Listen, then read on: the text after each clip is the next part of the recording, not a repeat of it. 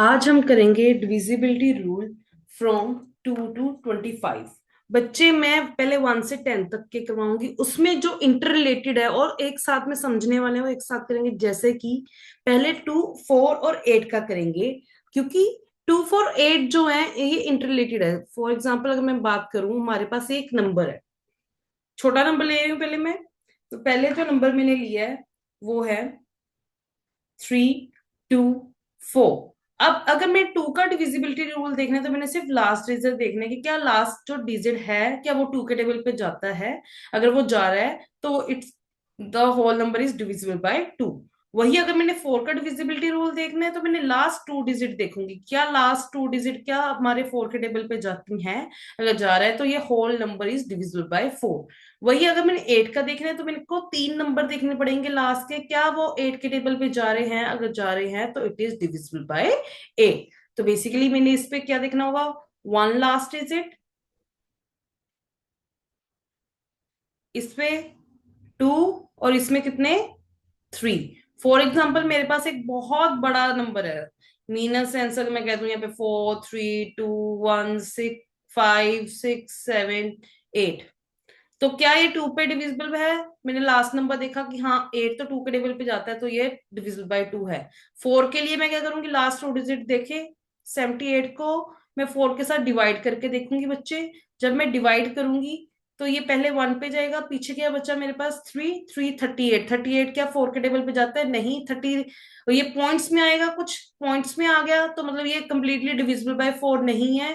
तो ये नंबर जो है ओवरऑल पूरा का पूरा नंबर डिविजिबल बाय 4 नहीं है बच्चे। अगर मैंने अब देखना 8 पे तो मैं 678 पिछले 3 जो डिजिट है उनको दूंगी, 678 को मैं डिवाइड बाय 8 करूंगी बच्चे। इनको डिवाइड करके देखूंगी, देखो यहाँ पे कट किया, ये 1 पे गया, ये पहले 8 पे जाएगा, 64 आ गया, पीछे क्या रह गया 38। 38 क्या 8 के टेबल पे जाता है, नहीं जाता, उससे छोटा जाएगा। तो मतलब ये भी डिविजिबल बाय 8 नहीं है ओवरऑल नंबर। तो ये सिर्फ जो नंबर था वो डिविजिबल बाय 2 था, 4 और 8 के साथ डिविजिबल नहीं है।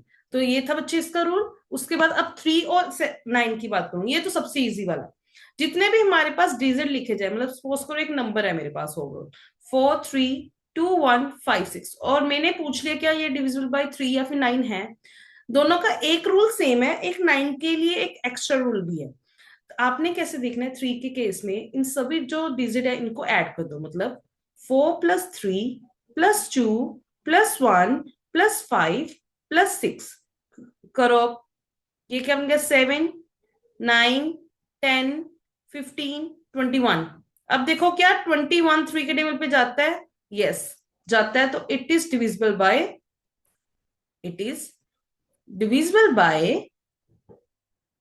3। अब देखो क्या 21 9 के टेबल पे भी जाता है, नहीं नहीं जाता, तो कहेंगे हम it is not divisible by 9।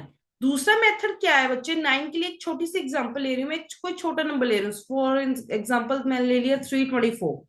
अब मैंने पूछा कि क्या 324 9 के टेबल पे जाता है, तो क्या करना है बच्चे आपने, जो ये नंबर है इसको ही रिवर्स कर दो। इसका रिवर्स क्या बन जाएगा, 4 to 3 बन जाएगा।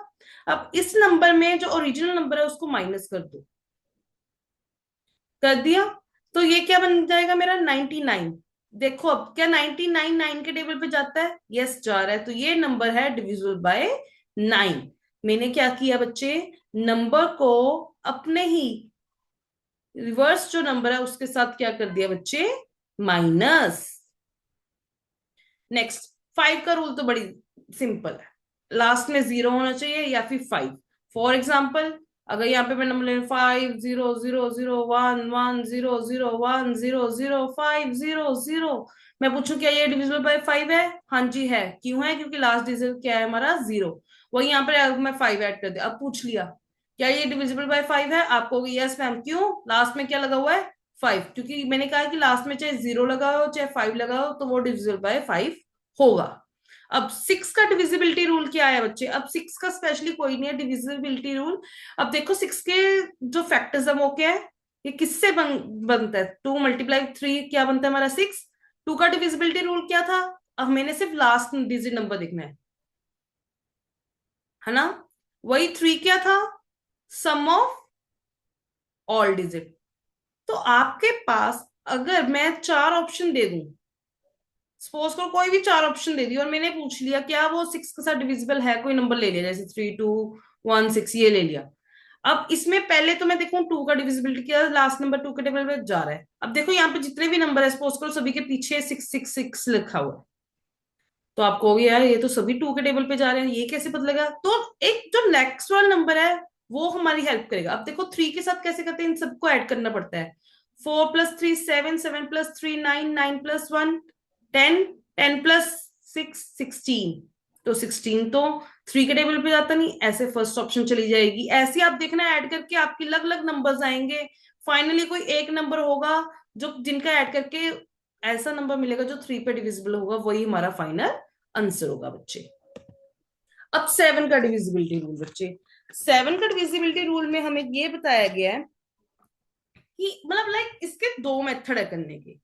एक तो आपको एक नंबर दे दिया, सपोज इन सेंस अगर मैं आपको कहूं आपने एक नंबर लेना है, कैसे 1 -2 सॉरी -1 -2 -3। अब इसको दोबारा से लिखो -1 2 एंड 3, और आपको कोई नंबर दे दिया मीन सेंस 4 9 9 1 1 9, और मैंने कहा कि देखो ये क्या डिविजिबल बाय 7 है कि नहीं है। अब कहाँ तो आप सभी को डिवाइड करो, कहाँ मैं ये नंबर फिल करूंगी, यहाँ पे सॉरी यहाँ पे प्लस पे आएगा क्योंकि यहाँ पे मैंने माइनस में ले लिया ना। तो यहाँ पे आएगा 1 -2 -3 1 -1 2 एंड 3। इसको सॉल्व कर लो। देखो फर्स्ट केस में क्या करेंगे, हम मल्टीप्लाई कर रहे हैं, इन दोनों को मल्टीप्लाई करके क्या आ जाएगा बच्चे यहाँ पे 4। इन दोनों को मल्टीप्लाई किया आ गया -18, यहाँ पे मैं मल्टीप्लाई कर रही हूँ। फिर नेक्स्ट मल्टीप्लाई किया -27, नेक्स्ट किया -1, फिर 2 आ जाएगा, फिर लास्ट पे आ जाएगा हमारा यहाँ पे 327। ठीक है बच्चे, अब इन सबको मैंने ऐड करना है, जिसके बीच में माइनस का साइन है उनको माइनस के वे में ही सॉल्व करना है। जैसे माइनस माइनस होता प्लस है बट साइन तो माइनस का ही आएगा ना। तो इन दोनों को सॉल्व किया तो क्या आ जाएगा बच्चे, ये आ जाएगा 43 सॉरी 45। उसके बाद वन में ऐड किया तो 46 हो गया, ये मैंने कर दिए। बाकी सबको ऐड किया, 4 + 2 8, 8 + 27 कितना हो जाएगा बच्चे, ये हो जाएगा 35। तो यहाँ पे क्या आ गया +35। अब इन दोनों को सॉल्व करूंगी तो बच्चे मेरे पास फाइनल जो आंसर आएगा -11। क्या -11 जो है थ्री के टेबल पे जाता है? नहीं जाता। आपका अगर आंसर 0 या फिर कोई मल्टीपल ऑफ 7 आया तो वो नंबर डिविजिबल बाय 7 है। बट ये जैसे कि हमारा आंसर 11 आया तो ये डिविजिबल बाय 7 नहीं है। एक तो ये मेथड है बच्चे फाइंड करने का। सेकंड मेथड क्या है कि आप क्या करो कि आपको जस्ट जैसे कोई नंबर दिया मैंने, यही नंबर है मेरा,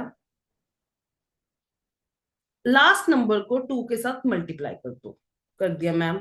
अब इसके बाद क्या करें मैम, जो मल्टीप्लाई किया 18 आया, जो बाकी के नंबर है उनके साथ उसको माइनस कर दो। ठीक है मैम, आपने कहा तो कर देते हैं। तो अब माइनस करूंगी तो बच्चे यहाँ पे क्या रह जाएगा 3। अब इसको सॉल्व करूंगी तो 9, इसको सॉल्व करूंगी तो 0, और उसके बाद नेक्स्ट अगर मैं सॉल्व कर रही हूँ तो यहाँ पे आ जाएगा 9 9 4। अब इसमें भी लास्ट डिजिट को 2 के साथ मल्टीप्लाई किया 6 आ गया, उसको यहाँ पे लिख लिया। मतलब ऐसे पार्टीशन कर लो कि आपको पता हो कि इसके बाद करना है। माइनस किया यहाँ पे आ जाएगा 3 0 9 9 4। फिर लास्ट डिजिट को 2 के साथ किया, ऐसे करो सेपरेट, 6 आ गया, जो नंबर आएगा उसको यहाँ पे लिख दिया, इसके साथ माइनस करो, यहाँ पे आ जाएगा 4, यहाँ पे 8 9 4। फिर लास्ट डिजिट को 2 के साथ मल्टीप्लाई किया तो क्या आ जाएगा 16, ओ सॉरी 8, सॉरी माइनस करो 0 9 4। फिर लास्ट डिजिट को 2 के साथ मल्टीप्लाई किया तो यहाँ पे 0 आ जाएगा, तो यहाँ पे आ जाएगा 0 9 4। अब इसको सॉरी यहाँ पे 0 आना था और यहाँ पे 49 आ गया। अब देखो क्या 49 7 के टेबल पे जा रहा है बच्चे, यस जा रहा है मैम, तो ये डिविजिबल बाय 7 होगा। अब आप कहोगे मैम अभी तो आपने सॉल्व किया तो वो तो डिविजिबल बाय 7 नहीं था बच्चे, वो नंबर भी तो अलग था, वो 4 9 4 9 9 1 1 9 था। ये क्या लिया मैंने 1 1 1 3 बार लिया, यहाँ पे 2 बार, तो ये डिफरेंस था नंबर में, तो इट इज डिविजिबल बाय 7।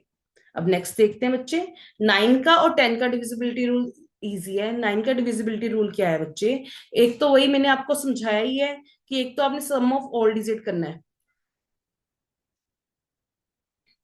अगर सम ऑफ ऑल डिजिट जो आ रहा है, एग्जाम्पल 3 2 4, इन सभी को ऐड करके अगर वो 9 के टेबल पे जा रहे हैं, 6 6 और 10, सॉरी 9, सॉरी 3 + 2 5, 5 + 4 9 हुआ।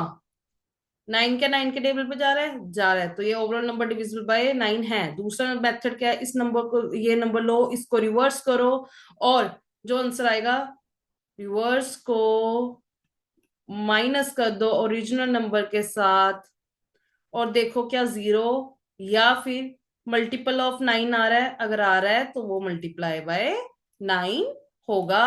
वही 10 का तो इजी है, पीछे बस जीरो आना चाहिए नंबर के। जैसे कि अगर मैं कितना मर्जी बड़ा नंबर ले लूं और बड़ा कर दो, एंड में अगर जीरो आ गया तो वो डिविजिबल बाय 10 होगा ही होगा।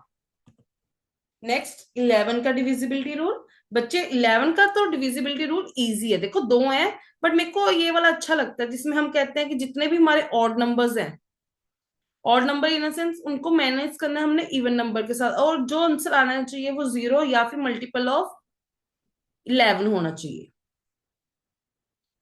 एग्जाम्पल, एग्जाम्पल तो बेटे जरूरी है।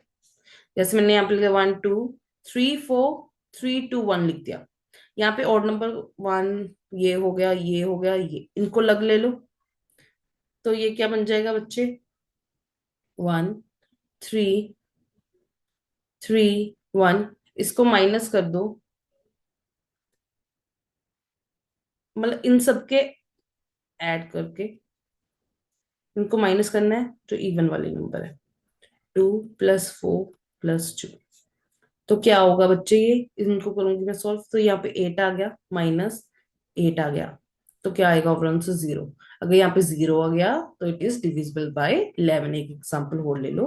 अगर सपोज करो एक नंबर ले लेती हूँ मैं, 1 2 1 1 1 3 3 1, और नंबर लो, 1 + 1 2 2 3 6, ठीक है, ये ले लिए। बाकी के नंबर ले लो, 2 3 6 7, तो ये -1 हो गया, so it is not a divisible by 11।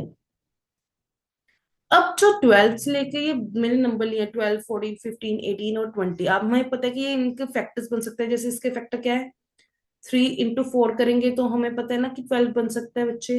तो 3 का डिविजिबिलिटी क्या था, सम ऑफ ऑल डिजिट करके देखना है कि जीरो, या फिर अगर हमारा 3 पे मल्टीपल है तो वो डिविजिबल बाय होगा 12।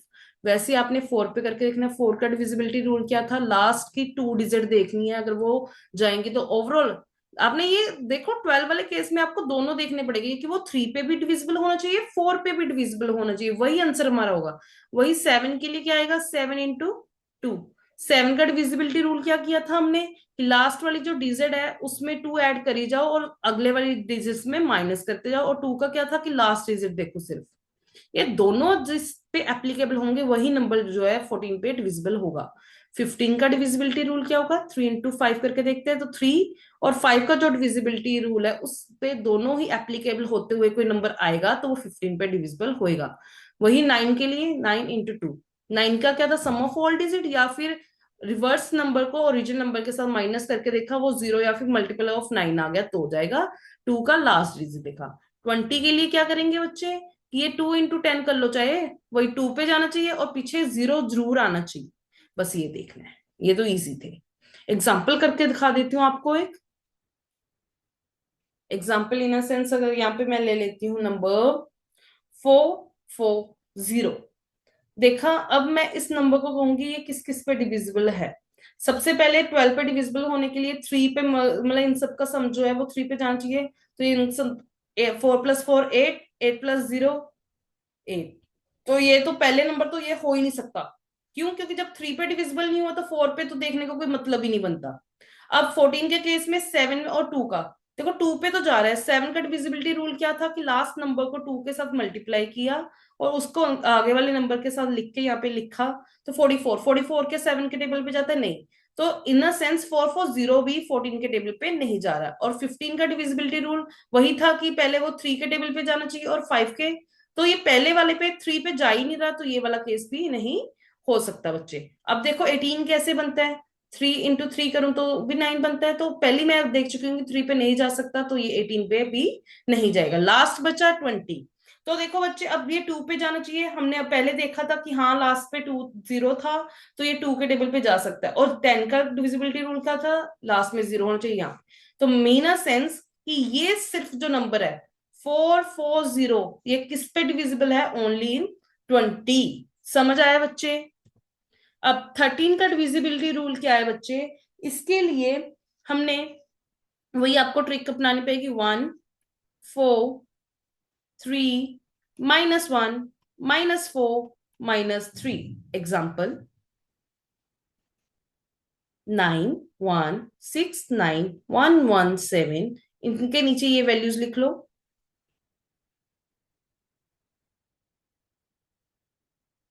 लिख लिए। अब सिंपली मैंने क्या करना है, इनको जैसे पहले मल्टीप्लाई किया था अब वैसे ही मल्टीप्लाई करेंगे। सॉरी लाइन गलत होगी। मल्टीप्लाई किया तो यहाँ पे 9 4 18 आ गया, फिर यहाँ पे -9 आ जाएगा, फिर -4 आ जाएगा, फिर उसके बाद -21 आ गया बच्चे। अब इन सबको सॉल्व करके देख लेना है आपने, क्या वो जो नंबर आएगा वो डिविजिबल बाय 13 होगा कि नहीं आएगा। जैसे कि अगर मैं करूँ ऐड, -9 -4 -6 कितना हो जाएगा, -4 -2 -6, और यहाँ पे आ जाएगा -15। और बाकी सभी को सॉल्व करो, 1 19 19 का 23 23 के बाद आ जाएगा यहाँ पे 32।